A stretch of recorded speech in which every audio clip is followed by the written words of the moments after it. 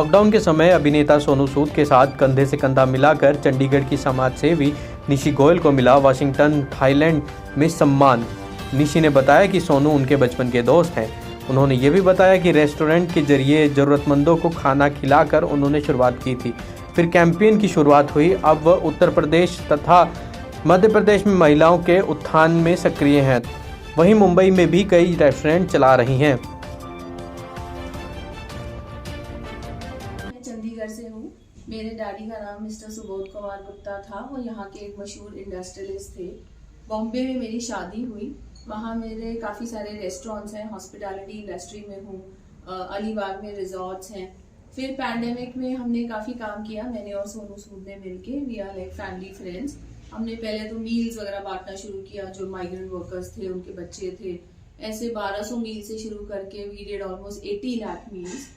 We distributed 60,000 ration kits. We adopted 800 sex workers, 32 orphanages. ये करते करते we realized कि final solution is not उनको खाना देने में, but उनको घर भेजने में. And that's when we did the घर भेजो campaign. बहुत मुश्किलों का सामना किया, पर मुश्किल का सामना नहीं करो तो रियलाइज नहीं होता है कि कुछ भी काम मुश्किल नहीं है। जब कोई आदमी अपना बना लेता है सोच कि मैंने ये करना है, तो वो ज़रूर करता है। और वही हमने सोचा था कि हम इनको घर भेज के रहेंगे। और बहुत मुश्किलों के बाद हमारी पहली बस 500 लोगों को लेके जब गई है, तो मैं आपको खुशी का अंदाज़ा नहीं बता सकती हूँ। ये करते करते we send 1.5 lakh migrant workers back home. तो ये तो पैंडेमिक की बात हुई, पर उसके बाद भी हमारा काम चलता रहा, क्योंकि लोगों की बहुत उम्मीदें थी और हमने लोगों का दुख दर्द देखा। तो ऐसा लगा कि जिंदगी को जैसे एक नया पर्पस मिल गया है, तो हमारा काम जारी रहा।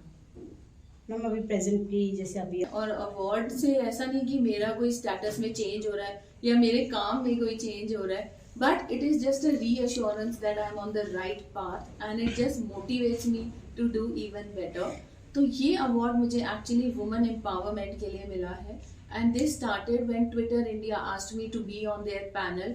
They had 10 women from India to be on their panel to promote their social development goals. And that's when I started working in the rural areas, गाँव में, यूपी में, बिहार में, गुजरात में, मध्य प्रदेश में। तो जब हम वहाँ गए तो हमने देखा कि एक औरत ही एक नींव होती है एक फैमिली की, और अगर आप उस लेडी को अगर एम्पावर कर दोगे तो उसका पूरा परिवार चेंज हो जाता है। उसके बच्चे भी स्कूल जाने लगते हैं, उसका हस्बैंड भी उसको रिस्पेक्ट करने लगता है, उसके सास ससुर का भी एक नजरिया बदल जाता है। तो अगर आप एक लाइफ चेंज करते हो तो 6 जनों की जिंदगी चेंज हो जाती है।